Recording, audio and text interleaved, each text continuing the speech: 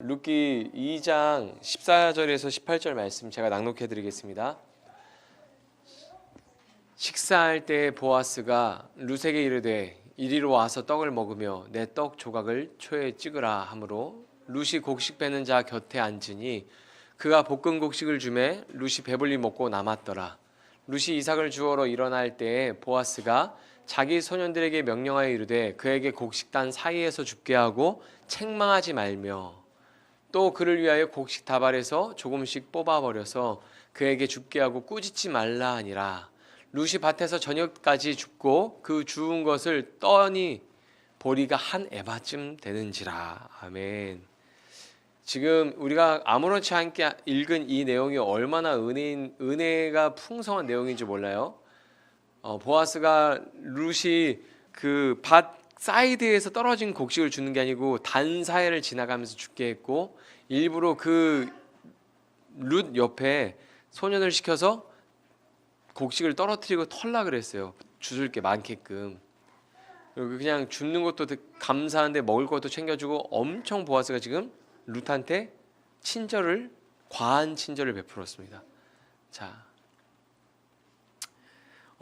이 룻기는 사사들이 다스리던 시대에 있었던 이야기예요. 그냥 룻기 1장 1절을 보면 이렇게 말하고 있습니다. 사사들이 치리하던 때에 그 땅에 흉년이 드니라. 유다 베들레헴의 한 사람이 그 아내와 두 아들을 데리고 모압 지방에 가서 거류하였는데, 아멘. 룻기는 어떤 시기에 있었던 일이라고요? 사사시대, 사사들이 다스리고 통치하던 시대, 여호수아 이후의 시대예요. 맞았어요, 유진아. 맞았어. 자, 사사가 다스리던 시대라면 유다 베들레헴이어도 이방 민족에 대한 침략과 어려움을 느끼고 있을 시기이기 때문에 더 풍족하고 부유한 삶을 누리기 위해서 하나님께서 기업으로 주신 땅을 떠난 것으로 보여요. 하나님이 기업으로 주신 땅은 떠나면 안 되잖아요. 그렇죠? 근데 그 땅을 버리고서 더 부유하고 풍족한 삶을 위해서 모압으로 갔습니다. 그러나 하나님의 품을 떠난 그들은 어떻게 합니까? 실패합니다. 하나님을 떠난 후에 고통과 슬픔을 겪게 돼요. 나오미는 남편과 두 아들을 잃었습니다. 남편 하나만 잃어도 큰 슬픔인데 두 아들까지 잃었어요. 그래서 나중에 고향에 돌아올 때 자신을 알아보는 사람들한테 이렇게 이야기합니다. 같이 읽어볼까요? 시작.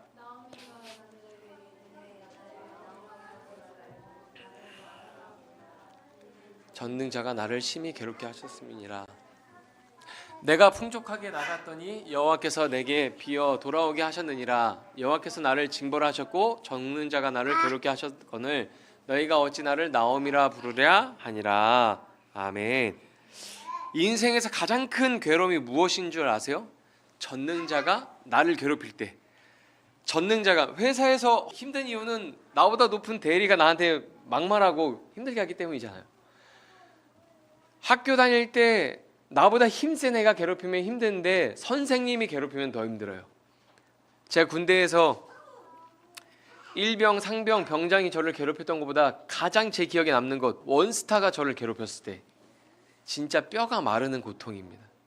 전능자가 나를 괴롭게 한다면 얼마나 큰 고통이겠어요.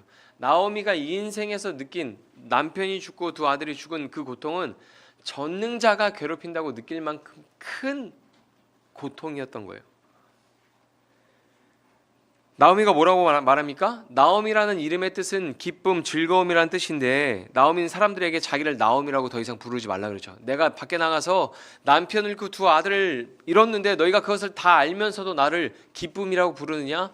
나를 즐거움이라고 부르느냐? 그렇게 부르지 말고 나를 마라라고 불러라. 마라는 무슨 뜻이냐면 괴로움, 쓰리다라는 뜻입니다. 남편과 아들을 잃은 인생에 더 이상 기쁨을 얻을 수 없는 인생이 되었기 때문에 그래요. 인생에 이제는 남아있는 건 괴로움이고 쓰라리는 것밖에 없는 거죠. 어렵고 힘들 때 서로 도와야 한다는 말이 있죠. 그러나 그 말을 실천하기는 정말 어렵습니다. 어렵고 힘든 사람을 만나면 도와야 되는데 돕기보다는 피하게 되죠. 본능적으로. 인생에서 기쁨을 누리고 있는 사람을 가까이 하기는 쉬워도 인생에서 괴롭고 쓰라린 시간을 보낼 때 함께하는 사람은 많지 않습니다. 성경을 보더라도 욥이 부자로서 부유한 삶을 살고 있을 때 주변에 많은 사람들이 욥을 가까이 했죠. 근데 욥이 모든 것을 다 잃었을 때, 엄청난 괴로움을 겪고 있을 때 욥을 찾아온 사람은 많이 없었습니다. 정말 친하게 지냈던 친구 3명, 그들만 곁에 남았습니다. 그런데 룻이라는 여인이 시어머니 곁을 지켜요. 시어머니가 인생의 그 쓰라린 괴로움과 고통을 겪고 있는 그 시기에 룻이 어머니 곁을 지킵니다. 제가 봤을 때 룻기는 며느리들이 제일 싫어하는 성경일 수도 있을 것 같아요. 룻이 시어머니한테 너무 잘해요. 너무 잘해요. 그래서 예전에 어떤 집사님들이 부부싸움 할 때 룻기 읽다가 싸웠어요. 야, 성경에 보니까 이렇게 시어머니한테 잘하는데 너 우리 엄마한테 그러면 안 되지, 이러면서 막 집사님들이 싸운 적이 있어요. 이렇게 심하게 싸운 건 아니고 장난식으로. 근데 모압 사람인 룻이 어머니의 고향에 따라와서 어머니를 섬기기 위해서 일을 하러 나갔을 때 보아스가 룻을 특별히 돌봐줍니다. 정말 특별히 돌봐주는 거예요.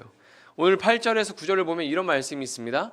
보아스가 룻에게 이르되 내 딸아 들으라, 이삭을 주우러 다른 밭으로 가지 말며 여기서 떠나지 말고. 보아스가 룻한테 뭐라 그래요? 곡식을 얻기 위해서 너가 다른 데 가서 고생하지 말고 내 땅에서 곡식을 주서라. 나의 소녀들과 함께 있으라. 괜히 가서 고생하지 말고 어려움 당하지 말고 나와 함께 있으라, 이런 거죠. 그들이 베는 밭을 보고 그들을 따르라. 내가 그 소년들에게 명령하여 너를 건드리지 말라 하였느니라. 목이 마르거든 그릇에 가서 소년들이 길어온 것을 마실지니라 하는지라. 아멘. 보아스가 먹을 것도 주고 자기 밭에서 이제 곡식을 주스라고 하면서도 굉장히 과한 친절을 베풀어줘요.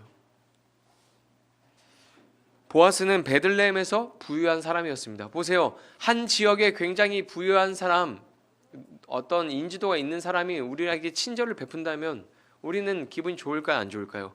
기분이 좋죠. 안 좋아요, 지은이? 안 좋아요? 그리고 보아스는 성품도 좋은 사람 같아요. 다른 사람이 많았을 것 같습니다. 그런데 그가 룻을 특별하게 돌봐줍니다. 그냥 밭에서 곡식을 죽게 해주는 것만으로도 큰 은혜인데 그것을 넘어서 룻에게 너무나 많은 친절을 베풀어 줍니다. 왜냐하면 룻에 대한 소문을 들었기 때문에 그래요. 어떤 소문이냐? 이런 소문이에요.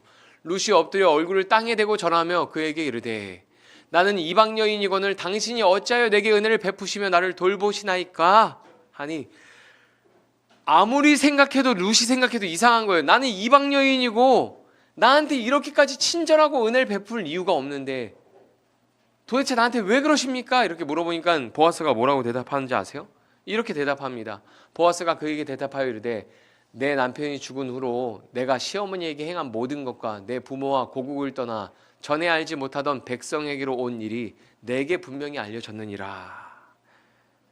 룻이 남편이 죽은 후에도 시어머니를 잘 섬긴다는 소식이 보아스에게 들어간 것입니다.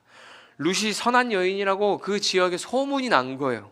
그래서 보아스가 모압 여인인 룻에게 친절을 베풀어 주는 것입니다. 우리는 이 말씀에서 한 가지 교훈을 얻어야 합니다. 우리가 다른 사람을 섬기고 사랑하는 것은 나에게 돌아옵니다. 내가 다른 사람에게 선을 행하고 섬기는 그것들이 누구한테 돌아온다고요? 나한테 돌아옵니다. 보아스가 들었고 보았다면 하나님도 보시고 들었지 않았을까요? 어떠한 보상을 얻으려고 선을 행해야 하는 것은 아니지만 중요한 것은 우리의 선행을 사람들도 보고 있고 하나님도 보고 계신다는 것이죠. 그리고 그 선행은 우리에게 돌아옵니다. 고린도후서 9장에 보면 이런 말씀이 있습니다. 이것이 곧 적게 심은 자는 적게 거두고 많이 심은 자는 많이 거둔다 하는 말이로다. 각각 그 마음에 정한 대로 할 것이요 인색함으로나 억지로 하지 말지니 하나님은 즐겨내는 자를 사랑하시느니라. 하나님이 능히 모든 은혜를 너희에게 넘치게 하시나니 이는 너희로 모든 일에 항상 모든 것이 넉넉하여 모든 착한 일을 넘치게 하게 하려 하심이라. 아멘. 이게 지금 연보를 거둬들이는 일이잖아요. 예루살렘 교회가 어려움 당했을 때 헌금을 거두오는 거예요. 그들을 돕기 위해서. 이게 헌금을 많이 해야 하나님이 재정적으로 많이 주신다는 게 아니고 어려운 가운데 있는 자들에게 선을 행했을 때 하나님께서 은혜를 주신다는 이야기인 거예요. 인생의 기쁨을 잃어버리고 괴로움과 쓰라림을 겪고 있는 어려운 사람을 돌보는 선행을 하나님은 지켜보십니다. 그리고 그런 자에게 은혜를 베풀어 주셔요. 보아스가 룻에게 친절을 베풀어 준 것은 룻에 대한 좋은 소문을 들었기 때문이기도 하지만 보아스가 룻을 바라볼 때 자신의 어머니가 떠올랐기 때문입니다. 여러분, 마태복음 1장 5절 같이 읽어볼까요? 시작. 살모는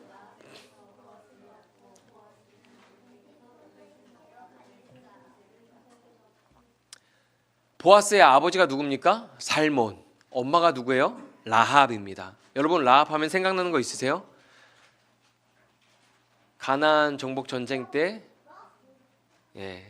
정찰병 2명이 여리고성에 들어갔을 때 그들을 숨겨준 사람이 누굽니까? 기생 라합이죠. 보아스의 엄마가 라합이에요.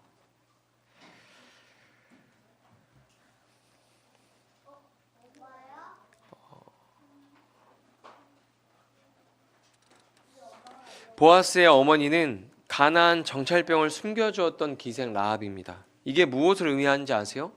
그는 이방 여인이었지만 이스라엘에서 하나님의 은혜를 누렸어요. 이방 여인이었지만 이스라엘에 와서 하나님의 은혜를 누렸습니다. 그 은혜를 무엇을 통해서 누렸을까요? 사람을 통해서 누렸겠죠. 이방 여인이라서 겪는 어려움도 분명히 있었을 것입니다.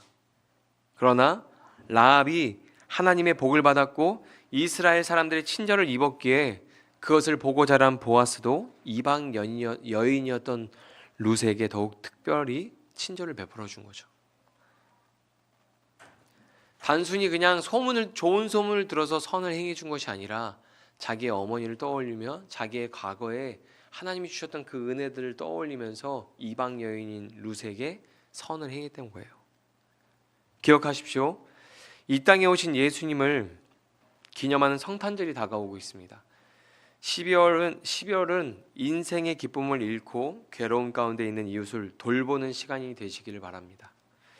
보아스가 룻을 보고 어머니를 떠올렸던 것처럼 예수님을 생각하면서 우리에게 주신 은혜와 사랑을 떠올리고 어려운 이웃에게 선을 행하는 12월이 되기를 소망합니다. 감사하게도 다음 주 12월 8일은 이웃사랑 주일로 저희가 드립니다. 한 마음으로 함께 선을 행하는 더바인 되기를 소망합니다. 그리고 교회에서 하는 그런 이웃사랑뿐만이 아니고 우리 주변에 기쁨을 잃어버린 사람들 눈에 들어오잖아요. 괴로움과 쓰라림을 인생에서 마시고 있는 사람들, 그들을 위로하시고 그들에게 격려해 주시고 그들에게 보아스처럼 따뜻한 밥이라도 좀 먹여주시고 그런 12월이 되었으면 좋겠습니다.